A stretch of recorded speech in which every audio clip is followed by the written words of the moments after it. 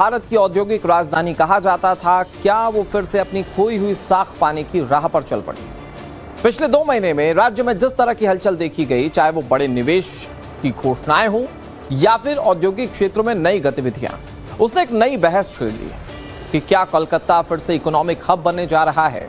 और ये बहस क्यों छिड़ी हुई है, जवाब समझिए इस रिपोर्ट में।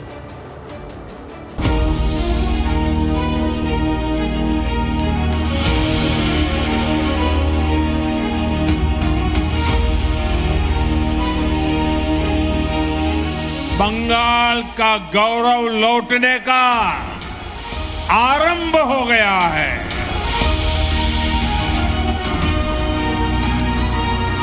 पश्चिम बंगाल के ऊर्जावान मुख्यमंत्री, जिन्होंने पश्चिम बंगाल को फिर से एक बार पूरे भारत का प्रेरणा केंद्र बनाने की शुरुआत की है।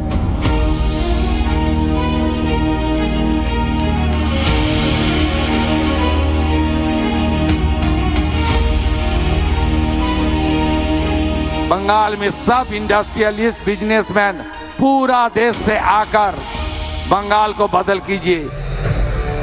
बीजेपी दावा कर रही है कि शुभेंदु सरकार बनने के बाद सोनार बांग्ला का स्वरूप आकार ले रहा है। पश्चिम बंगाल फिर से करवट ले रहा है। पिछले 2 महीनों में पश्चिम बंगाल में इंफ्रास्ट्रक्चर प्रोजेक्ट्स के आगाज से लेकर बड़े निवेश की घोषणाएं और औद्योगिक क्षेत्र में नई गतिविधियां भी शुरू हुई हैं, जिसने कई सवालों के साथ एक नई बहस छेड़ दी है। क्या पश्चिम बंगाल में निवेशकों का भरोसा लौट रहा है? क्या बंगाल में रुकी हुई परियोजनाओं को रफ्तार मिल रही है? क्या इंफ्रास्ट्रक्चर की नई तस्वीर बंगाल को फिर आर्थिक नक्शे पर मजबूत बना सकती है? और सबसे बड़ा सवाल, क्या मुख्यमंत्री शुभेंदु अधिकारी के नेतृत्व में बंगाल अपनी खोई हुई गरिमा वापस पाने की राह पर है? मुख्यमंत्री शुभेंदु अधिकारी तो कुछ ऐसा ही दावा कर रहे हैं। बंगाल में मौसम बदल गया है। बंगाल विकास और तरक्की के मार्ग पर चल रहा है। आने वाला कुछ दिन के अंदर बहुत बड़ा प्रोजेक्ट में इन्वेस्टमेंट होगा। 17 तारीख मेजिया में 15,000 करोड़ का सैम स्टील का नया प्रोजेक्ट का भूमि पूजन होगा। ऑनरेबल होम मिनिस्टर आ रहा है। अमूल का एक बड़ा प्लांट धूलागढ़ में, उनका भूमि पूजन भी इस महीने हो जाएगा। दुर्गापुर में एक 4,000 करोड़ का प्रोजेक्ट, एक स्टील प्लांट का एक्सपेंशन, वो भी अगस्त फर्स्ट वीक में हो जाएगा। बंगाल के सीएम शुभेंदु अधिकारी दावा कर रहे हैं कि अब बंगाल की तस्वीर बदल रही है। सरकार का दावा है कि नई सरकार बनने के बाद बीते 2 महीनों में बंगाल में निवेश की नई लहर आई है। 11 जुलाई को हुगली के डंकुनी में 600 करोड़ के मेगा गारमेंट मैन्युफैक्चरिंग प्लांट की आधारशिला रखी गई। दावा है कि इस प्रोजेक्ट से लगभग 9,000 लोगों को प्रत्यक्ष और अप्रत्यक्ष रूप से रोजगार मिलेगा। शुभेंदु सरकार ने 100 करोड़ और उससे अधिक की निवेश परियोजनाओं के लिए स्थानीय निकायों से अलग मंजूरी लेने की जरूरत को समाप्त कर दिया है।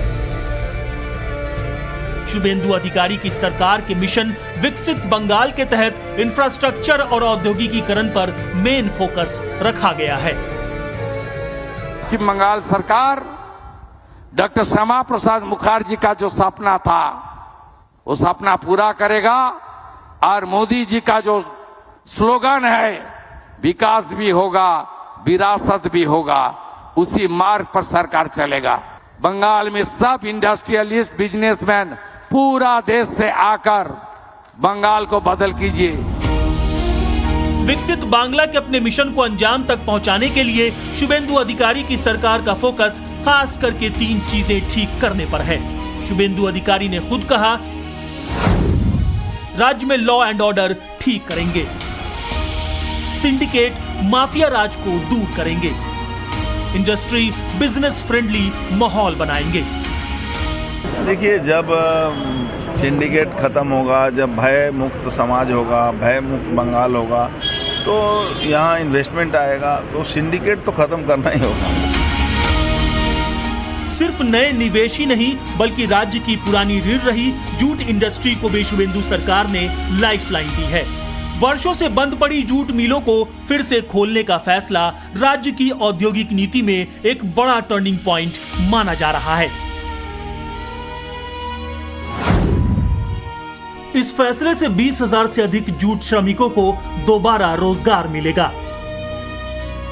इंडस्ट्री का बैलेंस बचा के रखने के लिए हम लोग प्रयास कर रहे हैं ताकि बैलेंस बना रहे और कारखाने चलते रहे। सब खुद स्थिति खराब है यहाँ इंडस्ट्री का। यहाँ पहले से ही चाय उद्योग मर गया है। यहाँ उसकी भी पॉलिसी, वो भी हमारे डिपार्टमेंट में, उसकी भी पॉलिसी हम लोग ठीक करेंगे। वो पॉलिसी कैसे इसको बनाया जाए। राज्य सरकार का मानना है कि जो बंगाल कभी जूट का कटोरा कहलाता था, उसकी उस पहचान को बहाल करना सरकार की पहली प्राथमिकताओं में से एक है। औद्योगिक जानकारों का कहना है कि अगर बंगाल सरकार जूट मिलों की बिजली सब्सिडी और वर्किंग कैपिटल की समस्याओं को सुलझा लेती है तो बंगाल का जूट सेक्टर फिर से अंतर्राष्ट्रीय बाजार में अपना वर्चस्व कायम कर सकता है। बंगाल में पुरानी फैक्ट्रियां चालू हो रही हैं, नई फैक्ट्रियां लग रही हैं, इंडस्ट्रियल पार्क विकसित किए जा रहे हैं, वेयर हाउसिंग बढ़ रही है, लॉजिस्टिक्स सेक्टर में निवेश आ रहा है, बड़े उद्योगों के साथ साथ एसएमई सेक्टर में गतिविधियां बढ़ रही हैं। तो क्या बंगाल अब इन्वेस्टमेंट हब बन रहा है? क्या कोलकाता फिर से देश का आर्थिक इंजन बनने की ओर बढ़ रहा है?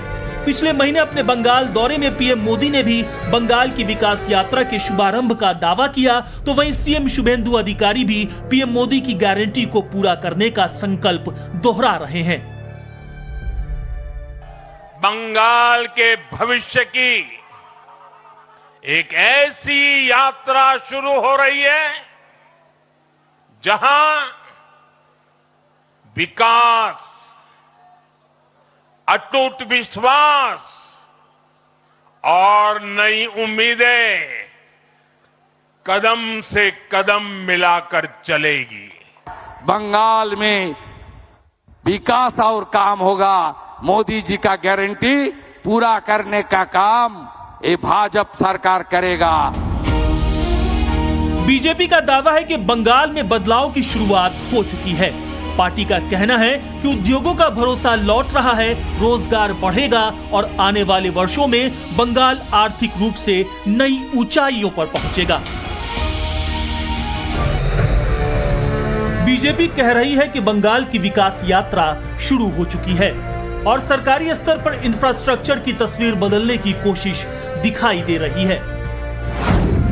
कोलकाता में दूसरे नए एयरपोर्ट का रास्ता साफ हो चुका है।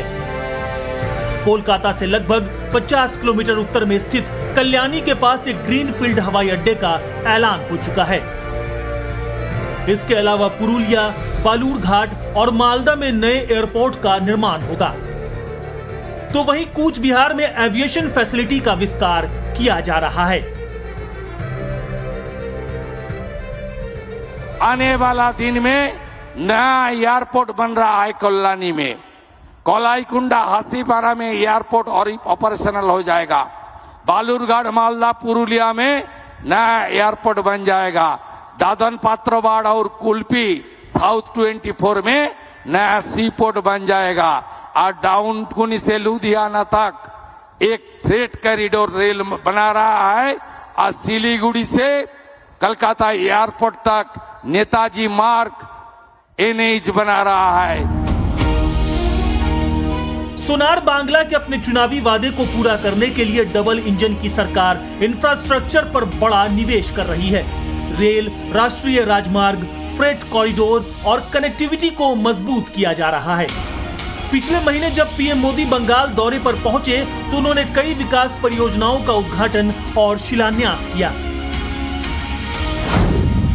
जिनमें लगभग 590 करोड़ रुपए की रेलवे परियोजनाएं, हावड़ा में 300 बिस्तरों वाला नया रेलवे अस्पताल और पूर्वी मिदनापुर में एक रेल ओवरब्रिज शामिल है।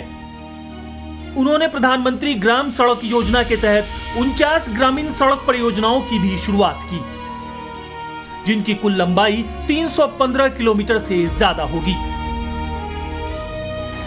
जो बंगाल अभी तक खराब सड़कों और खस्ताहाल इंफ्रास्ट्रक्चर से जूझ रहा था, वहां अब वर्षों से लटके अटके प्रोजेक्ट्स तेजी से आगे बढ़ने लगे। आप देखिए, चिंगरी घाटा क्रॉसिंग पर कोलकाता मेट्रो की ऑरेंज लाइन का रुका हुआ काम पूरा भी हो गया है। हावड़ा में लगभग 100 करोड़ रुपए की लागत से नए डिविजनल रेलवे अस्पताल की नींव भी रखी गई है।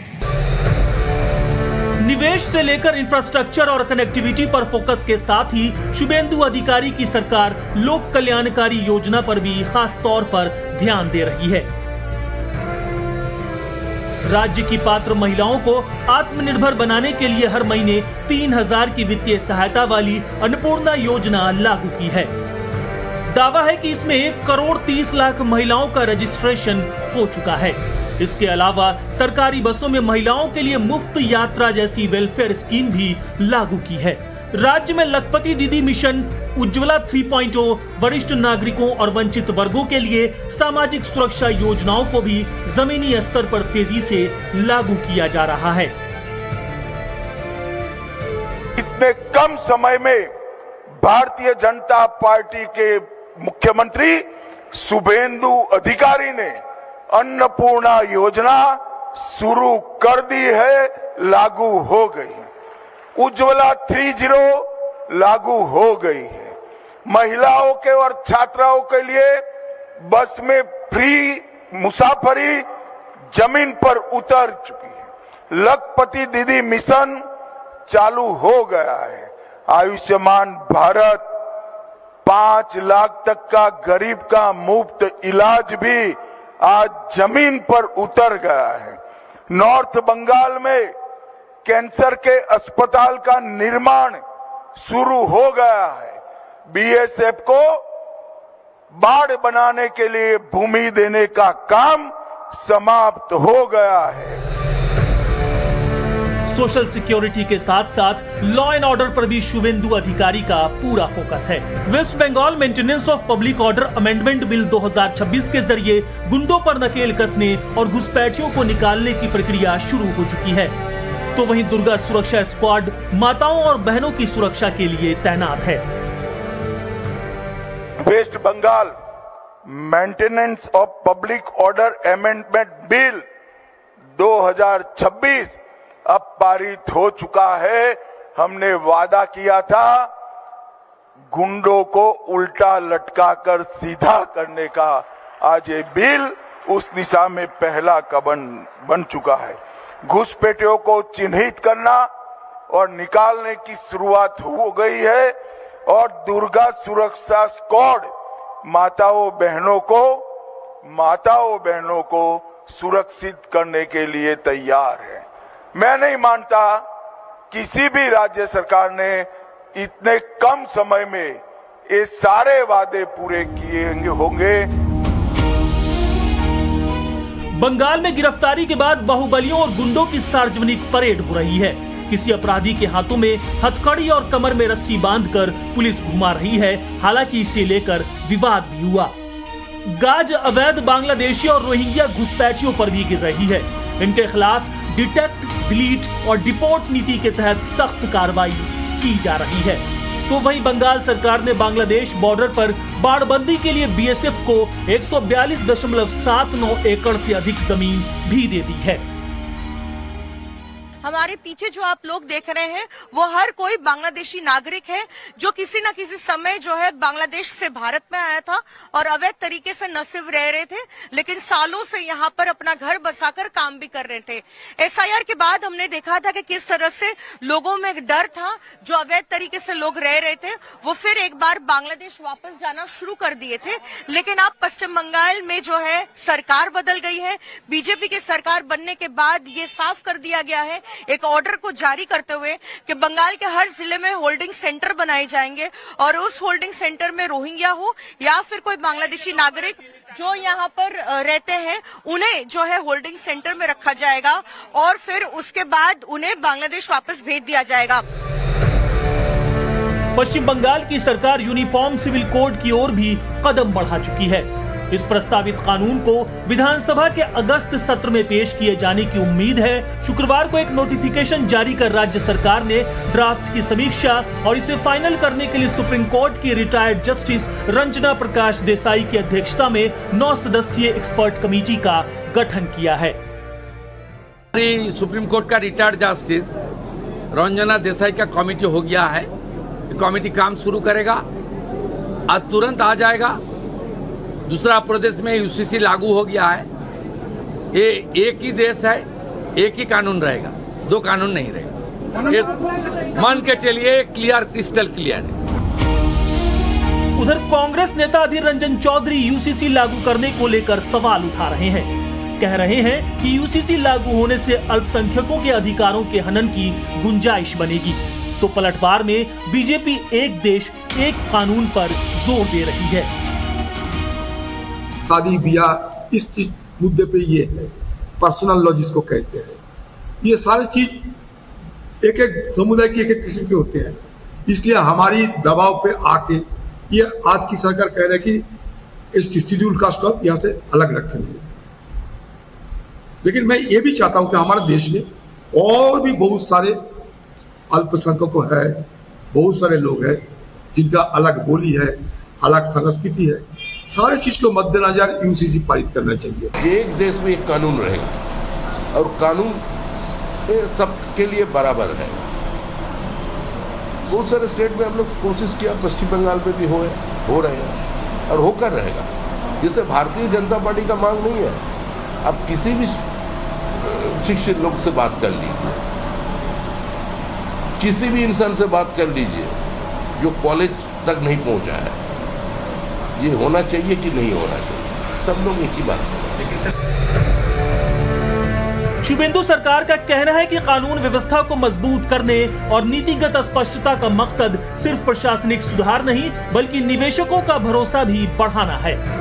सुरक्षित माहौल, बेहतर कनेक्टिविटी और तेज फैसले ही बड़े उद्योग और निवेश को आकर्षित करने की बुनियाद बनेंगे।